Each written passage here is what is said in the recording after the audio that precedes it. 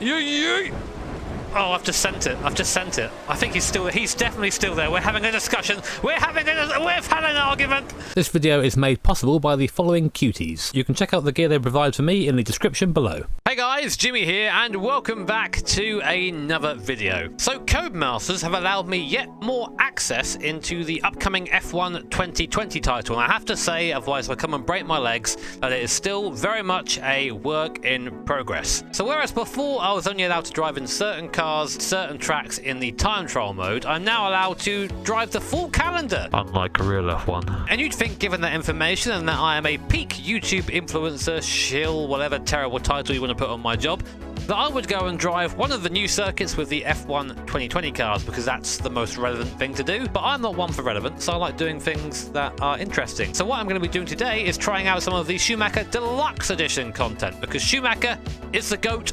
Don't at me. Now, while I have spoken about Schumacher before in other videos, for me, like, he was, as I said, the man growing up.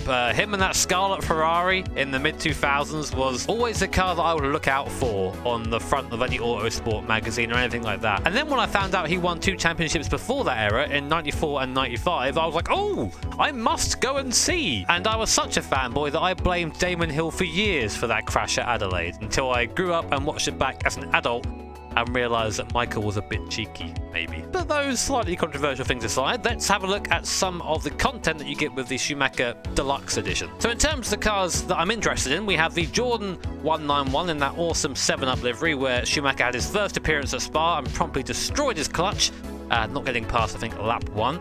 Then we also have the B194, which definitely didn't have any traction control or anything. And definitely had a legal fueling rig. And we also have the car that he won his second championship in, the Benetton B195, of course, which is a car that I am going to be driving today. I think I've just accidentally leaked the remainder of the 2020 calendar. Can you imagine 16 races at Monaco? Ugh. But saying that, we are actually going to drive at Monaco because 1, I hate myself, and 2, because it is the scene of Michael Schumacher's last pole position, which you can go and watch on YouTube, and I very much recommend you do so. After this video, of course. Like, comment, subscribe. Fly, go away. So yes, as you can see, it's raining, and my media guy there does not give one solid fuck. T-shirt out, no protection on the camera. Man's out here. But back to us in our Renault V10 powered Benetton, starting 11th from the grid, and we have 5 laps to make up as many places as possible. And as you know, Monaco is well known for its overtaking. So for a bit of a treat, I've turned off all the HUD. So we have to race completely by what we can see on the screen, and that's it, away we go. Starting off at Monaco, and as you can see, or rather can't see, tons of spray and zero grip going down to the first corner. Sandoval. Easy on the loud pedal, sliding up the hill now. Just trying to follow the blinking lights of the cars in front. I think we lost a place here, down to P12. I can see it on our dash. Up to Massenet now, might try and sneak around the outside of this 91 Jordan here. Can't quite make it stick. These cars I don't think are equal, which is good because I'd be annoyed if they were balanced together, but so that 91 car's a bit slower than the 95 as I dive up the inside, coming down to the first of the hairpins. Oh my word, she is feisty, and of course in this first lap cars are very slow. We've got a Williams in front. I now have the overwhelming urge to turn into Damon Hill. That's the strat, right? Down the bottom. Coming up to the tunnel for the first time, and now we can try and get on the power. Still trying, finally full throttle. And then just on the brakes before we come over the crest, and that's still not enough. I actually end up missing the chicane like an absolute pleb. Going for the Marmaduke strats there. It's actually paid off. I'm a bit closer than I was before. So yeah, I can barely see. I don't know how you guys can think right now. I'm sure the bitrate is loving this. Tapping the wall like a madman. Through the swimming pool for the first time. Again, just following the light in front. I cannot see anything else. I'm trying to be nice and easy on the loud pedal. Trying to be is the term. V10 is super revvy, so really easy to get up into get the wheel spinning like that as I turn left on the straight. Hello, that's how we do things. 1 lap down, 4 to go. No position skating so far. Not really a Schumacher worthy drive at the moment. Oh Jesus! But as you're seeing, this thing really does have a life of its own. Come on, Jimmy. Get it together. Out the spray a little bit now. I find that I'm a bit better on corner entry than this AI if I'm actually driving well. Unfortunately, what you're seeing now is my normal driving, which is terrible. But yeah, big fan of having these cars included within the game, and I'll be completely honest to say that there are versions of this car that feel better that are available elsewhere. But the immersion here of being at Monaco, chasing down other historic cars with this rain, is pretty damn cool. I'm a sucker for immersion, I really am. And this kind of ticks those boxes for me. I even turned on and looked at Apex slightly, which is a bit of a sin in the sim racing community, but it's kind of cool for this video at least. I love how you go through the tunnel there, and you try and get on the throttle, and the car goes, actually, I want to do the big spinella. Oh, I have a button for that, don't I? Pronto, Jimmy? Oh. Hello, guys. There it is. Svinnella. Turn it off. Turn it off before the swearing starts. There you go. Oh my word, just chucking it through there. You know, traditionally, I've not really been a fan of the Cody's historic content. I feel like it doesn't get as much love as the proper content, which is understandable, of course. That's what the game is about. But I feel like there's been a suitable amount of detail given to this car, and I was in one of the, I guess, like media meeting things, press conferences, where the hell it's in Discord. It's very weird, where they were talking about the Jordan, the 191, and how difficult it was to track down that license to just have this one car in the game. But you could kind of see from that point of view, although I think Cody's get a bit of stick sometimes. Sometimes they deserve it, most times they don't. It's great to see them going to that effort to get that in the game, you know. It's but that won't be enough for many people. It never is. Anyway, let's try and actually make some moves here. Let's try and finesse this position. Here comes a finesse. Oh, the Regunathan strats. Just murdered. Easy. We're finessing now, so we've gained a place with only the cleanest overtakes.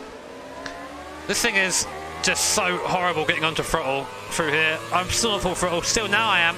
Off again for the corner. Back on full throttle. Finally in the tunnel. 155 mile an hour only, which is like a snail's pace for an F1 car. Even one from the mid-90s. And again, we're now deep in the spray, which is actually going to be the name of my new Pornhub video. Let's see if we can find a way through. It's kind of the thing I love most about these games is this. Driving in the rain, when you can barely see anything, and just having to do what the real life drivers do, which is basically just attach themselves to the blinking light of the car in front. You almost don't... Oh, my word. It's almost easier to do that than it is to lead, but I guess when you're leading, you don't have the rooster tails to deal with. Lap 4. One more to go after this. Only made up one place so far from our starting position, which isn't great, but oh, that's the reason why. Spending too much time looking at the walls. Easy, Jimmer. Although they're arguing in front. Go on, lads. Have a discussion. Go on, fellow Benetton. Murder him. Dude! That's not the Benetton way. You're meant to kill the Williams. Oh, I've just sent it. I've just sent it. I think he's definitely still there. We're having a discussion. We've had an argument. I've been... Push me. Push me, lads. Oh, that ended about the way I thought it would there. Oh, no, I've got a time penalty. It's the virtual GP all over again, my word. But that's put paid to that scenario. I wonder if we can catch up with our busted wing somewhat. Come on now. Come on, busted wing. But we finally get a bit of free track, though. Yeah, well, that's again. I'm just getting that Schumacher vibe going, getting those black flags. Again, don't get me wrong. I think, adore Michael Schumacher as a driver. He's the reason why I got so impassioned about F1 when I was younger. But he was a dirty bugger in the first few years of driving. I think he cleaned up a bit as the car got quicker. But he really pushed the envelope, shall we say, of what was okay and not okay in F1. Even in his later career with Barrichello at Hungary. Again, check out that if you haven't seen it before, where he nearly rammed him into the wall. Hard racer sometimes, yeah, maybe a little bit unfair as well, but I guess that's what you need to do to be a 7-time champion. Right, okay. P9, no? after that, after our finessing. This is your final lap of the race. Thank you, Jeff. I need to get 3 seconds from the car behind so I don't get demoted to P10. Now, of course, old school F1, I'd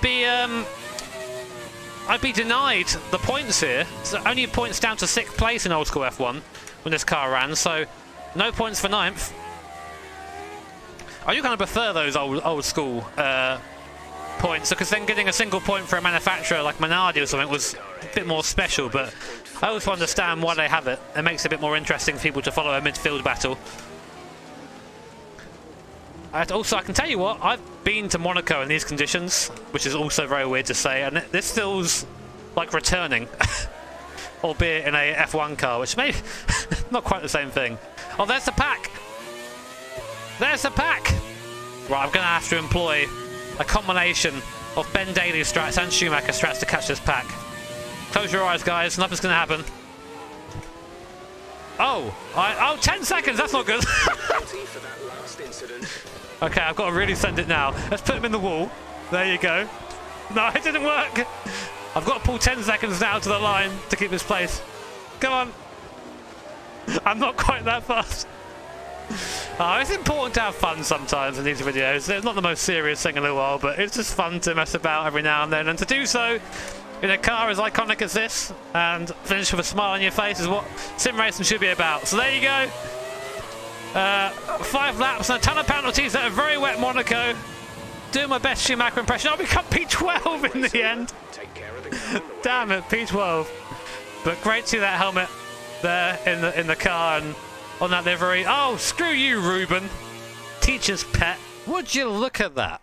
13 seconds worth of penalties in 5 laps. I think that's a record for me, actually. That's quite impressive. And whilst that race definitely wasn't my best, it was really cool getting to drive that 95 Benetton again in an F1 game. The last F1 game that had that car in, to my memory anyway, is the original Formula 1 game on PlayStation, the one that was based on the 95 season. Really cool to get to drive it again. I hope you guys enjoyed the video. I know my driving wasn't the best, but I wanted to just go out there and have fun today, and I did that. So if you did, make sure to hit the like button. Feel free to subscribe too as well. Very much on that road to 500,000 subscribers, which is just insane to think about and to say. And again, a big thank you to Codemasters for letting me play your game early. I appreciate it.